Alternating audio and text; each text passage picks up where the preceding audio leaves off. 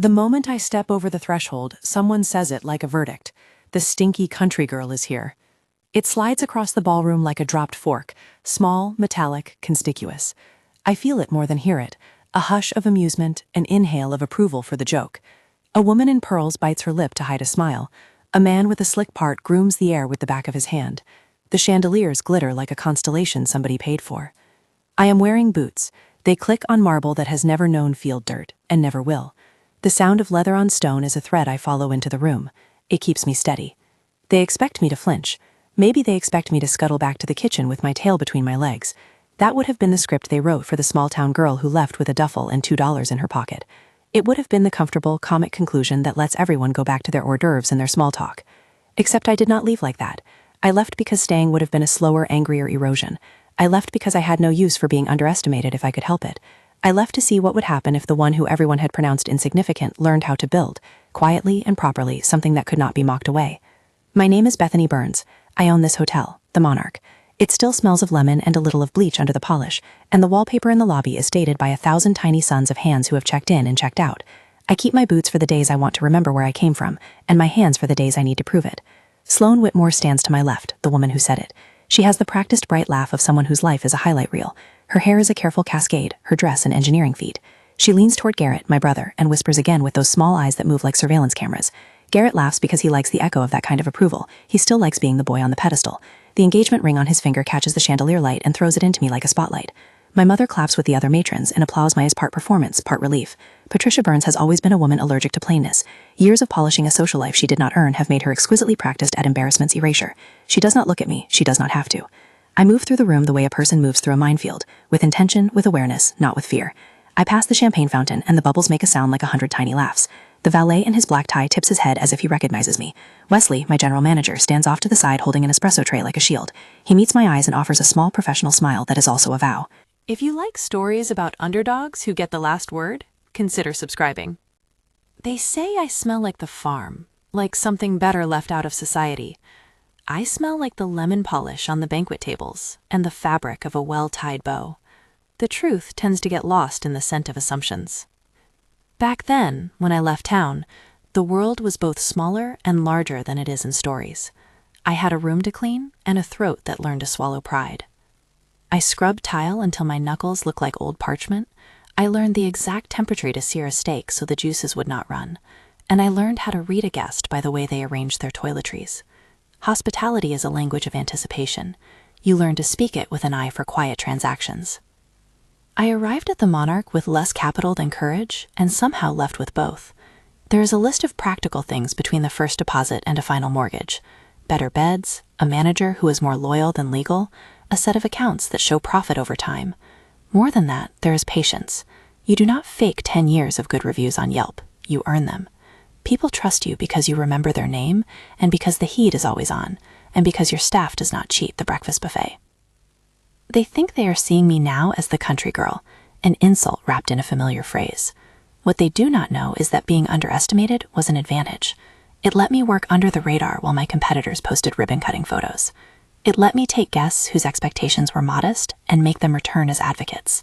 It let me extend a steady, anonymous line of support to the people back home who thought they had outlived my notice. I kept my help small, private, wire transfers at odd hours, a covered bill here and there. Let them keep the narrative that I would come back, hat in hand. I prefer to be effective. The engagement is supposed to be a celebration of new futures. Instead, it becomes the conclusion of a lie. The Whitmores are polished like someone read What It Takes to Look Like Money and bought it wholesale. Franklin Whitmore, the father, is the kind of man who makes the room lean in. He tells jokes that are slightly too clever and tosses them like bread to the flock. Delilah, the mother, is the architect of the social schedule, a woman who knows everyone and has an app for introductions. Sloane, Sandra Williams as I later learned to call her, has a biography assembled from other people's beginnings. The family has been very good at manufacturing a pedigree. I almost laugh at the audacity. It would be easier than letting it sink into bile. Sloane's whisper is intended to puncture me. I allow the laugh to short-circuit into something that is not quite fury, not quite indifference. Whatever she thinks she knows about me is irrelevant to what I am about to do. Still, I let the sting register for a second. It is proof that I am still present to them. That matters. I find Garrett near the head table, looking like a man who will soon be married and content with that as a career. His suit is classic, his smile practiced. his hands slightly too gentle when he touches Sloane's waist. There is a softness to Garrett I can never quite reconcile with the way the family has habitually folded him into the center of their universe. He was golden because he learned to accept the gold, and that acceptance, unquestioning, left him unarmed for critique. "Congratulations," I say, and it's simple and true. He looks at me like a child seeing a parent at a play. For a second, his face rearranges itself into recognition, then settles again into the costume of the evening. "Beth," he says, almost apologetic, "I'm glad you're here." The pearl of his apology is too small to weight the scale of much, but it is there. I accept it not for him but because I prefer to be near the people I love when storms gather. The first discrepancy lands in my lap by accident. I am arranging a core of the room, the quiet task where no one can easily say I was anything but useful. Wesley needs a break from the hour-long logistics dance, guest needs, bouquet maintenance, seating charts, and he hands me a clipboard that belongs to the event coordinator, an extra. No one expects me to need agenda items. No one knows that I have eyes for patterns. I stand near the French doors that open to the service corridor, and I hear a voice through the narrow margin beneath the proscenium of industry bustle. Franklin is on the phone, voice low, as one keeps secrets in public spaces. He says a number and the cadence makes skin crawl. The number is too large to be a simple checking in. It sounds like a transfer, like a promise of liquidity to fund someone elsewhere. He mentions Garnet Realty and a phrase that doesn't fit. Move them into escrow and the Burns connection will be clean. I freeze. A line like that lands in your ear and grows teeth. The Burns connection, my family, has never been a thing to be monetized. The money I've been sending home, small stitches of insurance. This sounds like a loom. I edge closer without looking like I'm eavesdropping. It's a skill. Years of watching boardroom conversations filter through the lens of clean linens teaches how to overhear without seeming a hazard. Delilah says, voice honey over molasses. Take care of it, Franklin. Our reputation is built on making people feel they belong. This will secure that. They are taking us for assets in a game we never joined. There is an old phrase about wolves wearing shepherd's clothing. These are wolves who learn to sew that cloth to look like philanthropy. And then a name lands that should not belong to them. Vanity Trust. That rings a bell I cannot place until I get back to my office and start looking. Vanity Trust is the kind of entity that exists everywhere. A shell, a funnel, a name in an accountant's ledger. It is the architecture of appearances. I could have left it there, as most people who enjoy a party and have no appetite for trouble would. But the kind of trouble that talks about moving the Burns connection into escrow has consequences that fall like pebbles. They make waves. I have learned, sometimes by being the one to clean up the water, that the place to stop the ripple is at the making of the throw. It is a quiet, private moral calculus.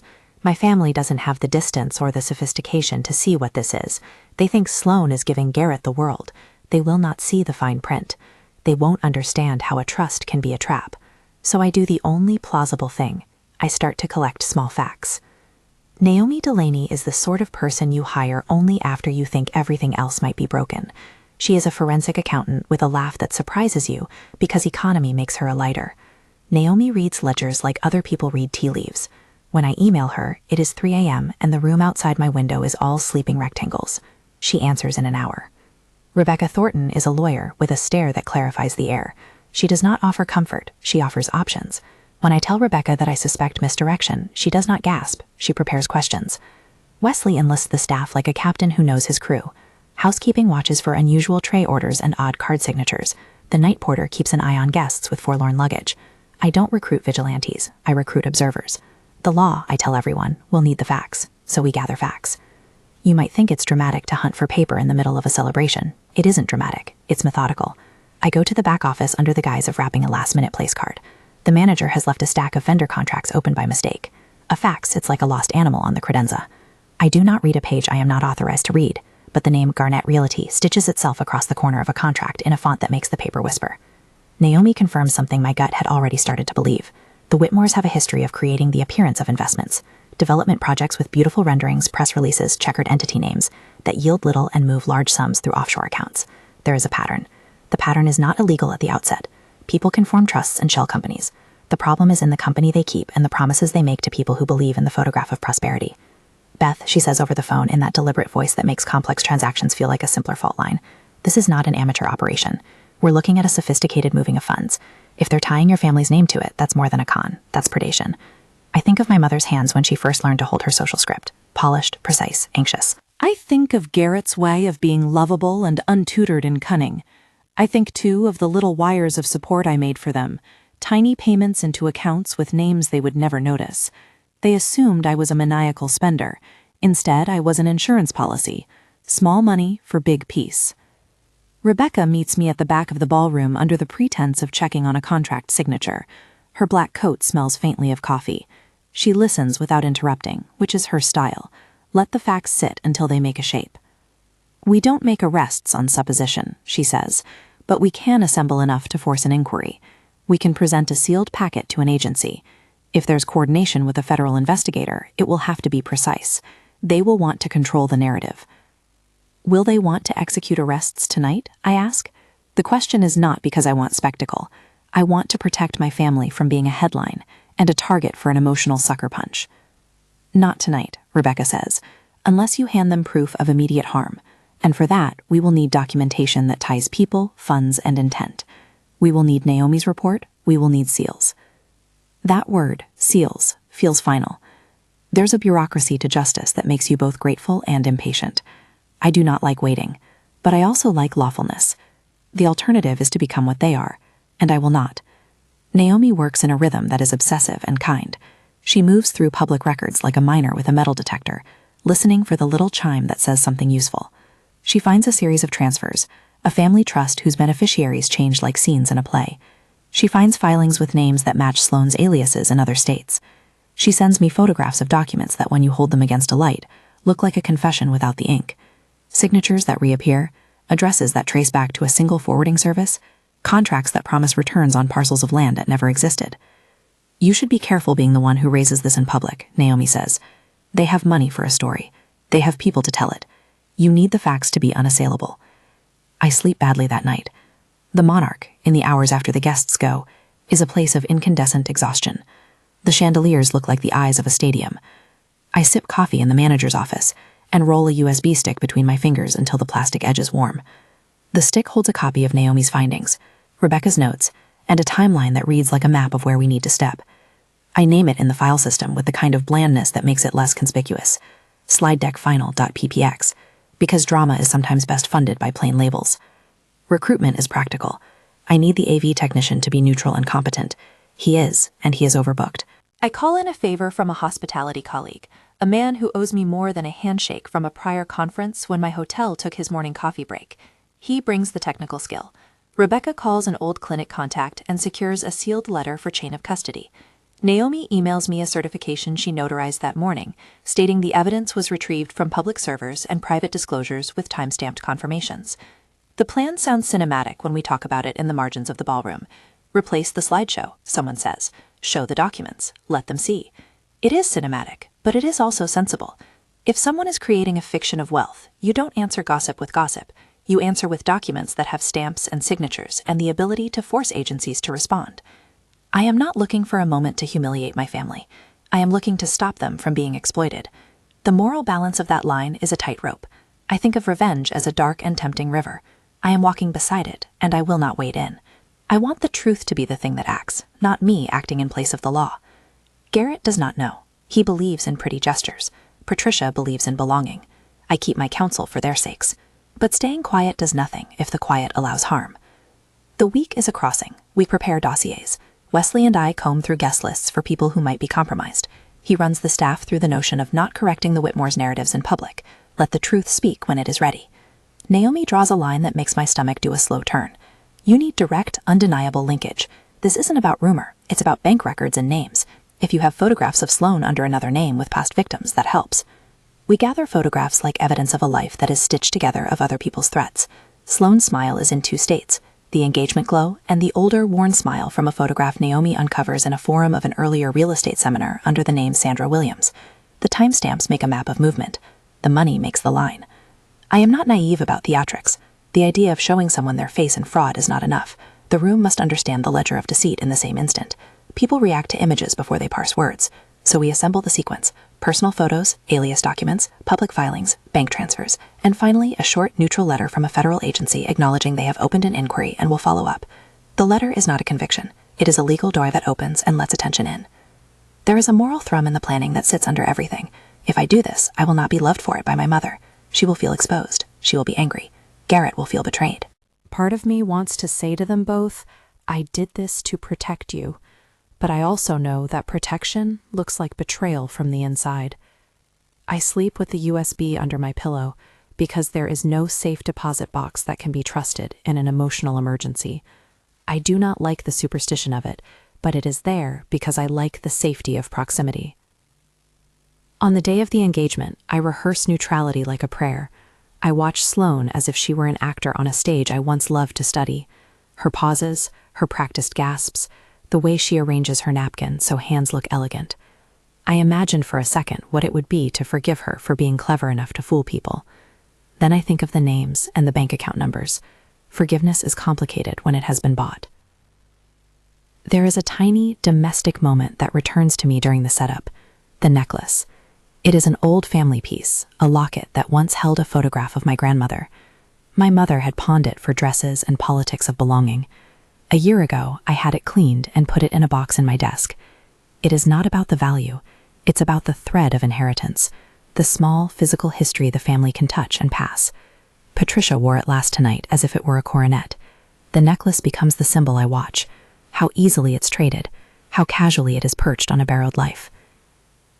Rebecca warns me not to make the necklace into a symbol in front of the room. Symbols are persuasive, she says, but they can be used against you in a narrative. Keep them factual. I nod, but my hand keeps finding the locket in my pocket and smoothing it like a talisman. As the evening progresses, the band plays a song that schematically says wealth without daring to be real. Champagne flows into the ice like a promise. Guests lift their glasses to offer warmth and platitudes. Franklin prepares his toast with the practiced solemnity of a man who values image. By the time Franklin raises his glass, I tell Naomi in a whisper across the crammed office, everything has already changed. Then we need the change to be incontrovertible, she says. We make the plan lean and unglamorous. Naomi finalizes the packet and places a copy on the USB. Rebecca places the same documentation in a sealed envelope and arranges for an agent to receive it if needed. Wesley coordinates the AV slot. The technician will switch the gallery at a cue. A trusted journalist acquaintance is on standby to receive a press packet if arrests are imminent. Agent Carla Reeves, who calls herself Carla the way a person uses a familiar name to stay human, agrees to be on notice if the evidence we present merits intervention. She shows up in an understated way, like a woman who has learned that drama makes bad partners. Carla's presence is a promise of procedure. She is crisp, efficient, and without theater. We act on evidence, she says. We don't make a spectacle. If there's a pattern of fraud, we'll contain it and arrest accordingly. There is an odd intimacy to planning an intervention during a celebration. We are like surgeons waiting in the green room while the patient laughs unaware. The temperature in the Monarch tightens with intent. I find myself listening for the clink of glasses like a metronome. Wesley brings the staff together in the service corridor under the guise of a quick brief. He looks less like a manager and more like the loyal lieutenant he is, handsome in the practical way that people who carry ownership of a place look. Don't engage, he tells them. We let the truth do the talking. We rehearse a neutral cue. The technician will tap the presentation once. The screen will go dark and then show the first slide. The slide is a photograph of a contract, stamped. The room will still be laughing for half a second, and then the sound will drop away like someone turning down a knob. I walk through the ballroom once more, pretending to take air. It is a strange sensation to be in a room where every face is an array of possible outcomes: gratitude, outrage, betrayal. I watch Patricia as she laughs at a memory Franklin tells. She is luminous and naive in different measures. I want to move to her, to put my arms around the back of her dress and anchor her to a reality that will not hurt her. I also know the cost of protection sometimes requires distance. Once, when we were kids, Garrett and I snuck into the barn to stack hay higher than our father liked. We thought the height made us brave. Later, when the barn lost half its roof in a storm, the hay we had stacked kept a corner warm. Small, stupid acts of stacking into something larger. This entire life feels like that sometimes. I stacked hotels. I stacked dinners and late-night phone calls and quiet transfers back to people who did not know evasion running beneath their lives. Now the hay pile might be what saves them from a windstorm. I am not the sort of person who imagines myself a hero. I do not like that word. I prefer to think of myself as a person who has certain resources and chooses to use them where needed. The choice is heavy. It is heavier when the people you love might misinterpret intents. The cue draws nearer. Franklin studies a paper napkin like it is a map. He is about to stand. He will raise a glass and talk about legacy. People assume legacy is about accumulation. They rarely see it as a responsibility. I slide into a seat near the soundboard, a small, unremarkable perch. The AV tech nods at me in a way that is both professional and sympathetic. He plugs in a device and tucks a cord with the care of someone who knows that error is catastrophic in a one-chance moment. The USB fits into the port like a key into a lock. I do not cry. I feel a pulse of terror that is more akin to vertigo than sadness. There is a buzz of conversation. Delilah tells a story about a charity gala. Sloane brushes a strand of hair behind her ear and smiles at Garrett with possession. The band plays another easy standard. The lighting bathes the room in the sort of gold that photographs well. I think of the people who will be affected by this, beyond my family, the investors in good faith, the elderly couple who signed away a life savings on the promise of a promised lot that never existed, the young waitress the Whitmores had given a job offer that was a lie. The physics of harm feels simple. You push on a system in one place and movement responds elsewhere. I want to minimize collateral damage. That is why we are methodical and why the law is present. That is also why I worry, because legal responses are blunt instruments. I check my phone. Naomi has messaged, packet complete, timestamped, photos attached, email sent to Agent Reeves' secure line. A small green check appears, like the tiny, stable star of a truth I can count on. Rebecca texts, sealed, call me in 5. My fingers are steady. There is a last-minute flurry. The technician tests audio, the band plays a chord. Franklin rises. He clears his throat, and the room finds its center. He begins to speak about love, about the merging of two families, about the splendor of new chapters. His voice is easy, rehearsed for 100 toasts. I feel the room lean to the cadence of his words. It is then that my life tilts toward the hinge. My plan is simple because it must be. That is, it is a sequence that cannot be complicated in execution. Slide to image, image to document, document to seal, seal to law. To love, Franklin says, glass aloft. By the time he says, to love, my heart has made the steady, steady motion of a person who knows the leap is coming and chooses not to flinch. The technician nods as if saying, now, and the band plays the last bright note of the verse. Someone chuckles at an inside joke. I can taste the lemon on the napkin. I feel the USB like a small cold coin in my pocket, a coin that pays for truth. I slide a hand into my jacket to cradle it once more. The necklace nestled in the same pocket warms like a living thing. Unknown to most people in the room, other forces move into position at that exact unremarked-upon second. Agent Carla has a team, precise and patient, sitting in unmarked vehicles a block away, ready to step in if the evidence meets probable cause. Rebecca has arranged for an attorney for victims to be on standby. Naomi has certified the timestamps and the chain of custody. We are not settling scores in a dark room. We are giving the law a reason to act. I am neither a vigilante nor a martyr. I am a woman who has kept quiet for too long about small injustices and will no longer let them be unexamined. Franklin raises his glass and the band swells. I let the swell reach me like a tide. At that exact heartbeat, a soft tap at the soundboard signals the change. The screen goes dark. The room's laughter falters. The band stops mid-phrase, the kind of pause that becomes a space and then a canyon. I am not there yet. The moment is poised at the edge, the world inhaling. The room that moments before was a river of clinking glasses and easy talk is about to be rerouted. The stakes have been set with small, confident steps, collected facts, trusted allies, documented patterns, and the presence of law to give it weight. The air in the Monarch holds its breath with the rest of us, and in that held breath I taste the metallic tang of consequence.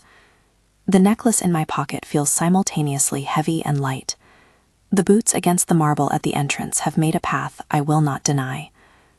Some people think revenge is a great seat warming. They mistake satisfaction for a victory lap. I think of the cost, of family dinners where eyes are downcast, of long confessions that must be spoken aloud, of a mother's pride rebuked by necessity. I accept those costs because the alternative erases the dignity of lives I love. The slight hum, the technician's hand poised like a conductor. The world is a drum which, when struck, will ring out either a peal of justice or an echo of pain. My fingers press into the USB as if it were a promise. I look at Garrett across the room, at the way his face is open and trusting, and I imagine telling him why. I imagine his confusion, his shame, his apologies. I also imagine his relief, months from now, when a scar is a map and not an open wound. The screen is about to change. My mouth feels dry. My heart asserts itself as a necessary organ of attention. The moment is too physical to be only moral. And then the technician glances up, and I see the color in his face change. His eyes find mine, and he mouths a single word, barely audible under the hush. Wait. Something unseen shifts in the cadence of preparation. The room continues to lean in, motes of light caught in the chandeliers like a small galaxy about to be rerouted. My phone buzzes, Agent Carla. I look at the message and the world tilts there, the text a crisp official thing. Hold. Need a secure confirmation. Team delayed 3 minutes. Isolate the file. The sound of a delay is anticlimactic, petty in a room where catastrophe is possible.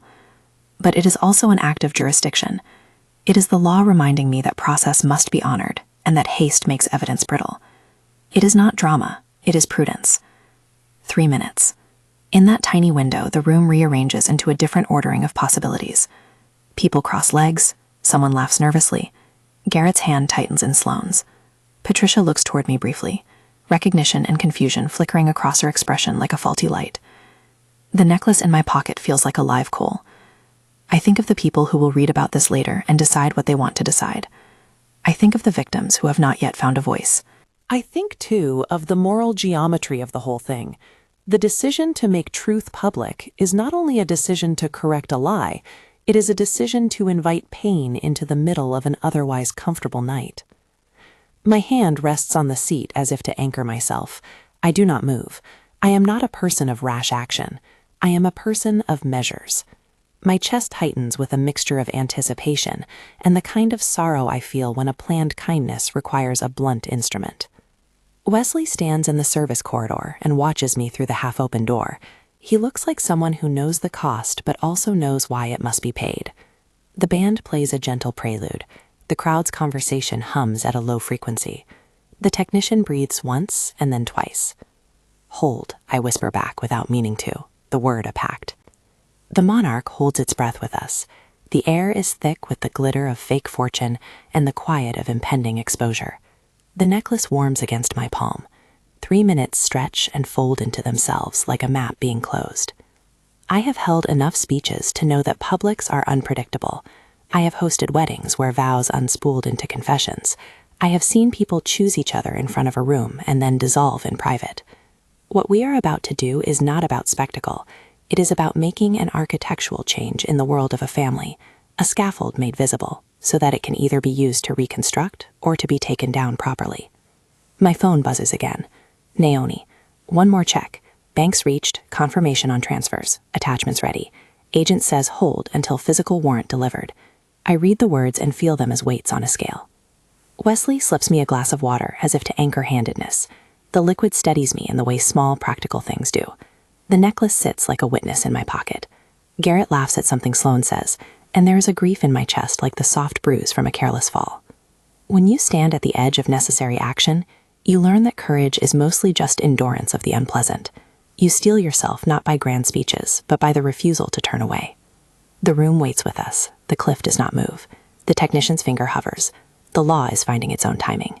I am not the orchestrator now. I am one instrument in a larger composition. That is a relief. We hold. And in that holding, a question unfolds that the rest of the night will have to answer. When truth rises in a room that thrives on image, will silence follow it, or will the clamor of damage control drown it out? The chord breaks and the band settles into a suspended note. The room leans in, not yet knowing which way gravity will pull. The necklace in my pocket is warm enough to burn. My boots remain steady on the marble. My hand is closed, fingers curled around a small plastic vessel that holds evidence, and my mouth is dry with the knowledge that some things, once spoken or shown, cannot be made unspoken. For a moment, 3 minutes in a banquet hall that feels like a theater, I am just the woman who loved a family enough to guard it, foolish enough to think she could keep them safe without their knowing, brave enough to let the truth have its say in public. The technician's hand hovers, and for the fraction of a second, my whole life depends on a flick of a finger. The room hums like a living thing. You can feel conversation as a current under the chandelier light. Then the technician presses. The first image blooms across the screen, an official-looking document, not a theatrical headline, but a stamped file that smells of seriousness. The band cuts mid-measure. A laugh freezes half-formed in someone's throat. the sound drops as if someone turned down the world. And in that vacuum, you can hear the low, mechanical whisper of a projector trying to decide whether it is misbehaving. Slide 2, a bank ledger, numbers arranged like a geography of movement. The camera pans to faces. Old men who flirted with deals frown. Younger guests, glossy with weekend leisure, frown because they are suddenly old enough to understand what escrow means in a dangerous way. Slide 3, a photograph Naomi sent, a conference photo of Sloane listed under a different name, a smile that had been used before, time-stamped in a state where the Whitmores claimed no business existed. The room exhales in a single long involuntary sound. The band is silent. I hear someone drop a fork. I see Delilah's mouth shape a question, but no sound comes out. Franklin's laugh, sharp, rehearsed, dies in the air like a bird that misjudged the glass in front of it. The slideshow is merciless not because it is loud, but because it is exact. It is a sequence of papers and numbers that do not need rhetoric to sting. The slides are arranged like the outline of a crime. Aliases, shell companies, a chain of transfers that looks more like a conjurer's handoff than an investment strategy. The last slide is the federal notification, an official page that says an inquiry has been opened. It does not accuse in language of finality. It simply states that someone with jurisdiction is now paying attention. Sloane's face shifts through the gallery of images, and the practiced composure slips. It is a small thing, an eyelid that trembles, a smile that freezes. Not a theatrically collapsing moment, but the honest unraveling of someone who counted on narrative to sustain them. She stands like a statue whose pedestal was pulled.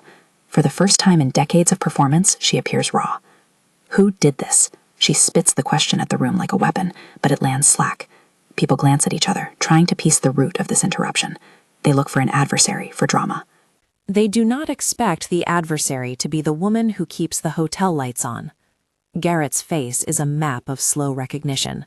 He reads the slides in disbelieving increments. Photos, documents, the word investigation. And his posture changes from a man who felt safe on a pedestal to someone sensing the ground disappear. He grips Sloane's hand as if to reassure himself. His knuckles blanch. Delilah is moving now, quick and blinding with social instinct. On the phone to an attorney, fingers flying, a practiced triage of public image. Franklin's jaw works. He looks at the screen as if he could command the pixels to lie differently. For a breath, I see the calculations step by step in his face. Denial, anger, the search for a new narrative that buys time. Agent Carla's presence is a small, composed gravity in the room. She does not enter with sirens or a flourish. She moves through the guests as if parting water, authoritative but calm. She speaks low into her radio. In a doorway, 2 uniformed agents, plain clothes but with badges visible, the clarity of duty, step forward with paper in hand. They have the warrants. They have probable cause. They have the sealed affidavit Rebecca filed earlier that day. Rebecca is at my elbow like the fact of inevitability. She is not theatrical. She is the point where law meets consequence. They will need to follow procedure, she whispers. We give them the facts. They make the arrest. Her voice steadies me more than the water Wesley slipped into my hand had. Do you want me to speak? Garrett asks, but his voice is thin, more an echo of his old confidence than its restoration. No, I say. Let them do their work. The agents move with an efficiency that seems both gentle and inevitable. They approach Franklin first, because he is the senior figure, the one whose signature appears on the ledger Naomi flagged. He tries to charm them with the same smile he used to win rooms. Smiles do not hold up to paperwork. The lead agent lifts a warrant, reads the name, and says, Mr. Whitmore, you're under arrest on suspicion of wire fraud and conspiracy to commit theft by deception. You have the right to remain silent.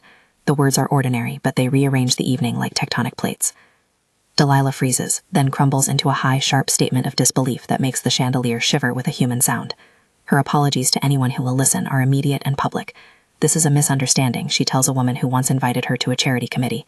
It cannot be true. Her voice is the mixture of performance and genuine terror.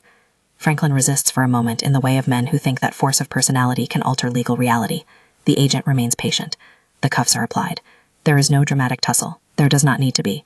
The brittle shell of control simply gives way to the law's slow, efficient machinery. All of this happens in public, precisely because the pattern of predation was public. Agent Carla nods once to her team, and then, because procedure requires it, asks if anyone else present has reason to be detained. That is when Sloane laughs, a high, sharp sound that is no longer an affectation but a raw thing. You can't, she starts, then stops, and the name goes elsewhere. Rebecca hands a copy of the sealed affidavit to the lead agent. Naomi stands by with printed records on laptop certifications. They lay out the timeline: transfers, shell companies, false promises. The evidence is not a theatrical expose. It is a professional collation that makes reasonable minds do what they must: act. Then an agent steps towards Sloane. "Sandra Williams," he says, and the name lands like a spell breaking. Sloane's face convulses when she hears it. It's a name I had seen in Naomi's documents, and now it is spoken aloud in the room that mocked me. The color drains from Sloane's cheeks. Her voice becomes a different instrument, raw, panic-struck. "That's not me," she says. "I am Sloane Whitmore. That is my name." The denial is a reflex. The agent reads the alias and the prior victim statements. He explains that there are also warrants for identity fraud and several counts related to misrepresentation in soliciting investments. I did not come for anyone's theatrical collapse. I came to stop predation. Watching people you know and people who loved the image unravel is like holding a splinter, necessary but unpleasant. I stand near the back, boots steady on the marble, feeling the press of everything I have done and not done. I taste the metallic tang of adrenaline, but under it is a kind of awful relief. The ledger is public, and the ledger is true. Sloane's voice rises into a pitch of accusation and then a softer request as the agents inform her of her rights. Guests murmur.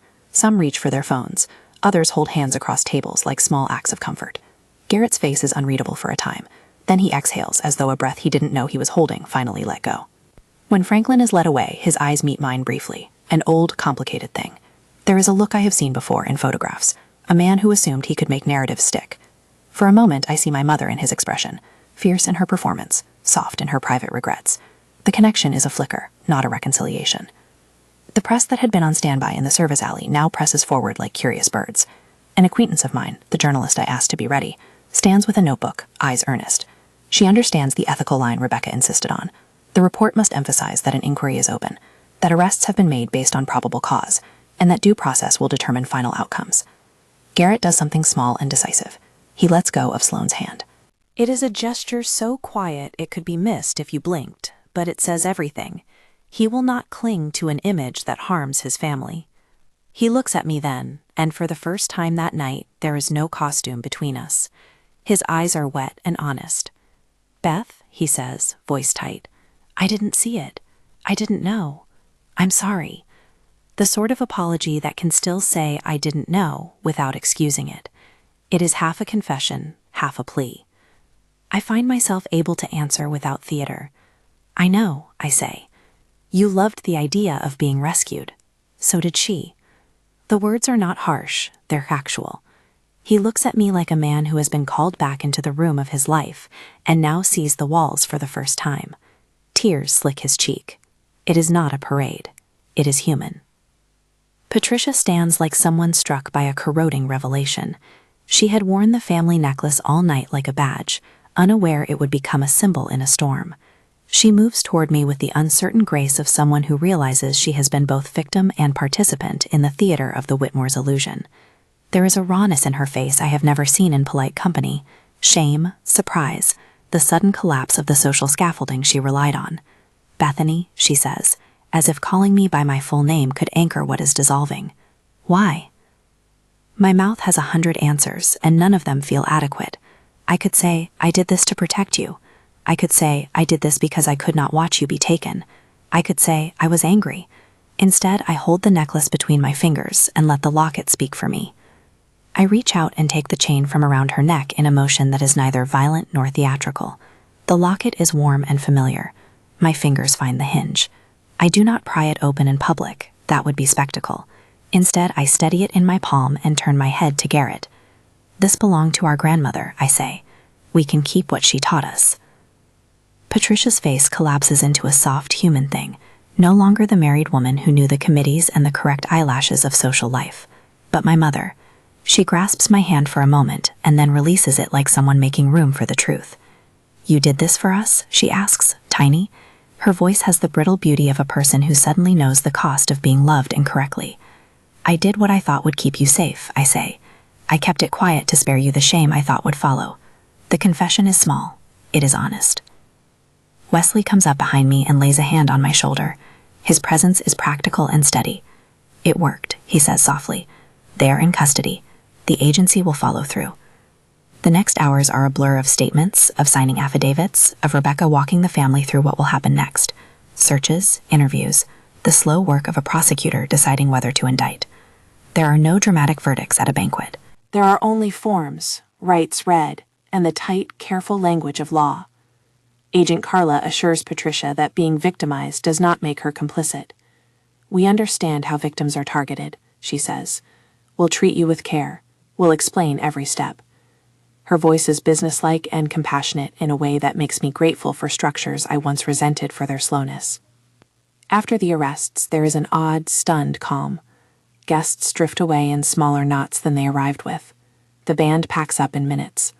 The hotel staff, my staff, moves with a tenderness that feels like family.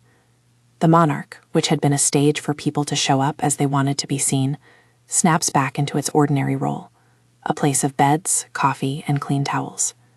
For me, it is a place where the public act of truth came to life under my ownership, and that fact humbles me. Words travel fast. The news cycle pounces with hungry efficiency.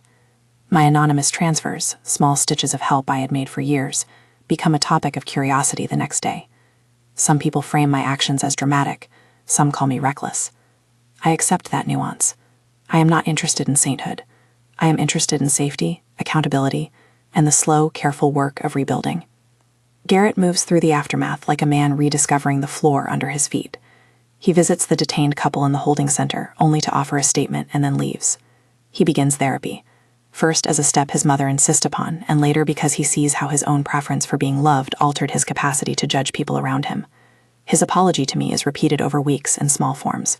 Phone calls with an honesty that used to be absent, help with repairs at the Monarch, and late-night conversations about what it feels like to be both beloved and misguided.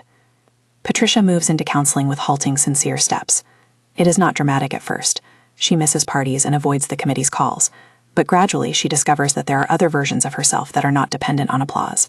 She and I talk in halting sentences over coffee in the back office, about dresses she never needs and dinners where she can simply listen. There is grief, and then there is the steady, slow work of mending. The necklace returns to me for a time. I keep it in a small drawer behind the front desk, in the same place where I keep petty cash and emergency contact numbers. One morning, a few months later, Patricia comes in and takes my hand, then the necklace, and holds it like someone who began to grasp the heft of inheritance as more than jewelry. "Keep it for a while," she says, "or keep it until I learn how to wear it without believing it will make me better than I am." It is a small, honest line between two women trying to find a new version of the family. Naomi's work continues after the party's end. Her reports are detailed and surgical. She is the reason charges are pursued. The paper trail she assembled allowed prosecutors to request indictments. She becomes a trusted friend in the netherworld of paperwork and subpoenas, someone who understands both the clerical tedium and the ethical imperative. Rebecca navigates the legal channels with the kind of calm certainty I had once thought I disliked. She teaches me the difference between vindictiveness and justice. She shows me a map of how evidence becomes action. There is no sweet triumph in the briefings, only protocol. Yet when she sits with me one evening in my office and says, "You did this the right way," it feels oddly like benediction. Agent Carla checks in now and then with updates. We file, they investigate, we cooperate, she tells me. It will take months. She also reminds me that press coverage is a double-edged sword. It can bring victims forward, and it can inflame the unwary. Her guidance helps us shape public statements that emphasize processes, not spectacle. It reminds me that truth does its biggest work over time. Sloane, Sandra, goes through court proceedings. I do not sit in judgment. I am present only as a witness to consequence. Her public unraveling is as messy and human as anyone else's downfall. Lawyers argue technicalities, victims give testimony, and the slow clock of law moves in increments that feel both cruel and necessary. No single courtroom pronouncement will fix what was broken, but the records become public, and with that transparency comes a measure of repair. One of the hardest things is the way my family tests. Old patterns pull at us like gravity. There are nights when Patricia reaches out for the old script, calls from committee friends, invitations I know will look like a return to normal. I refuse some invitations. I accept others on different terms. The reconciliation is not a tide that washes everything smooth. It is a careful building, brick by honest brick, of a different house. There are moments of tenderness that surprise me.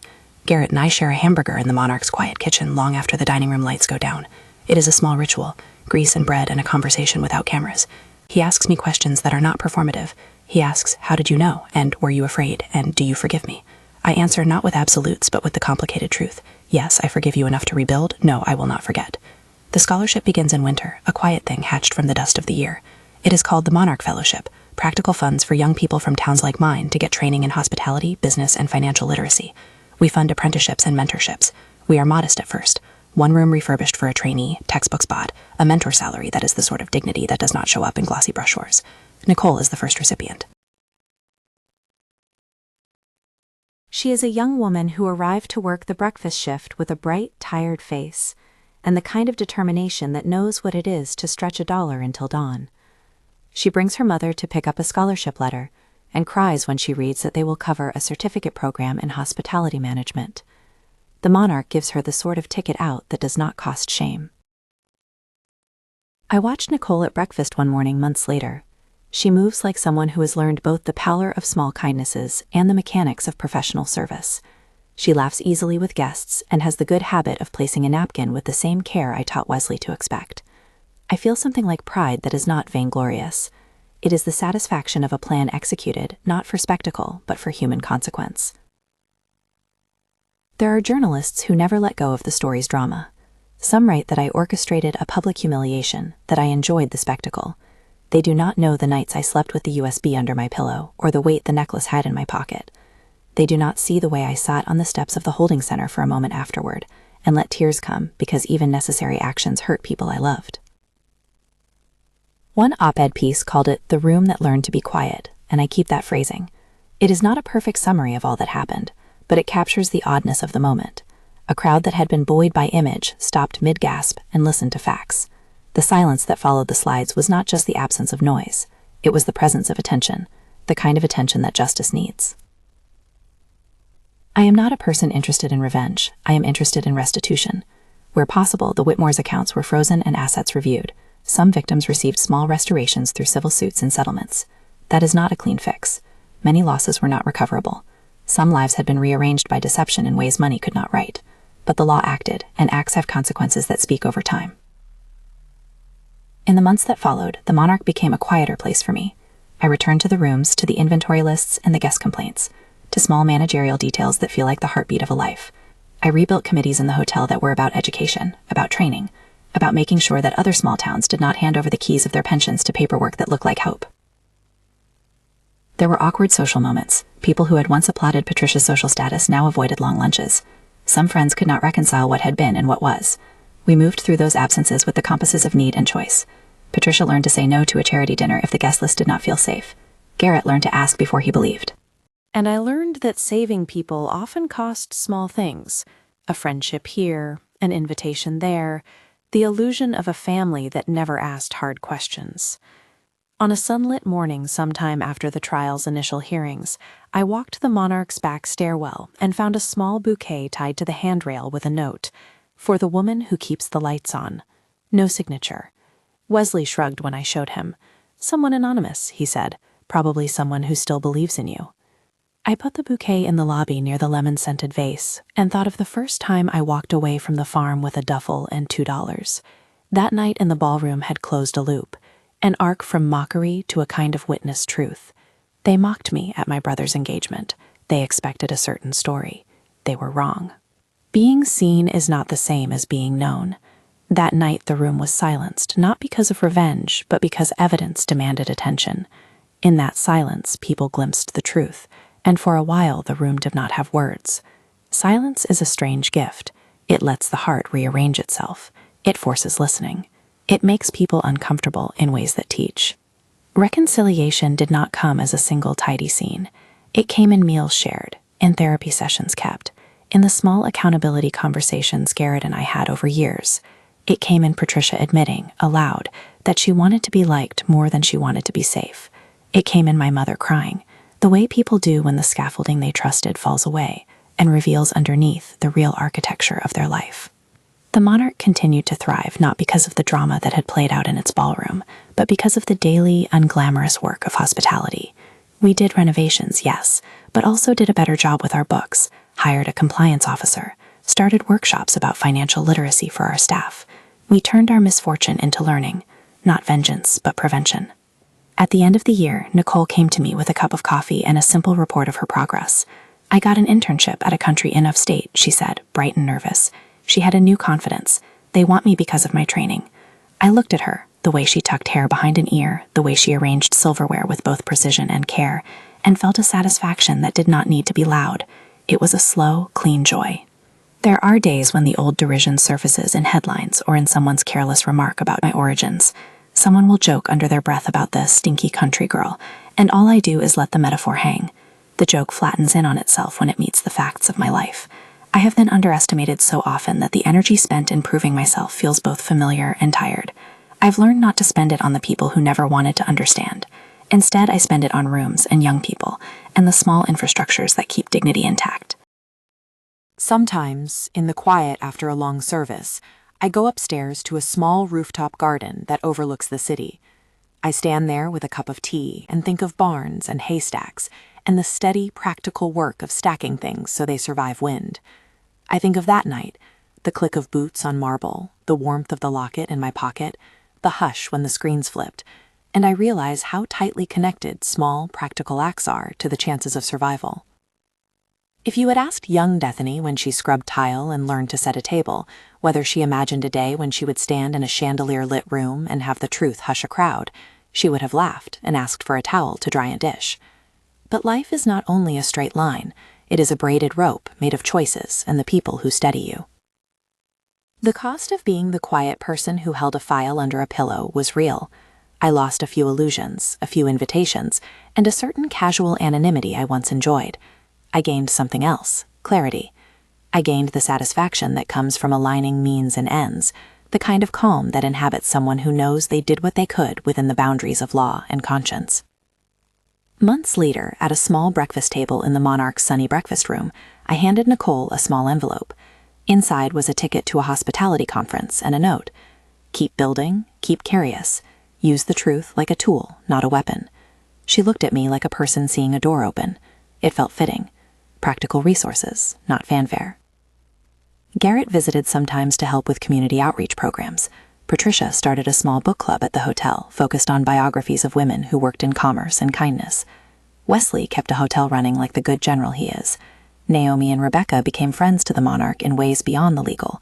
Naomi came to speak at an afternoon seminar about forensic accounting in everyday life, and Rebecca offered pro bono seminars on navigating legal pitfalls for small business owners. The moment in the ballroom when the room went silent plays in my memory like a single photograph I can return to and examine.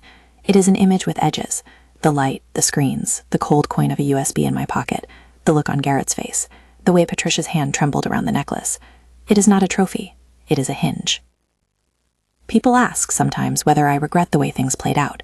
The question often comes from those who imagine that we could have pursued a quieter, less public path.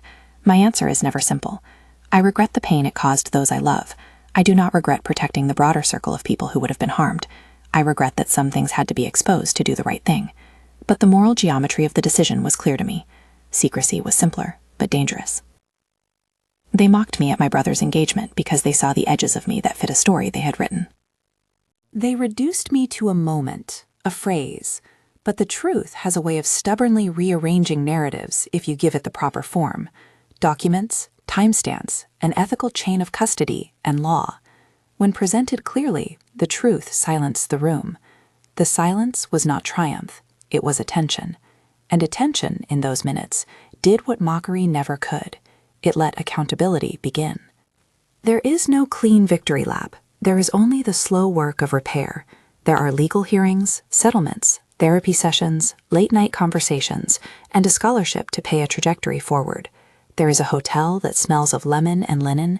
There is a locket that rests sometimes in my drawer, and sometimes on my mother's neck when she remembers to breathe.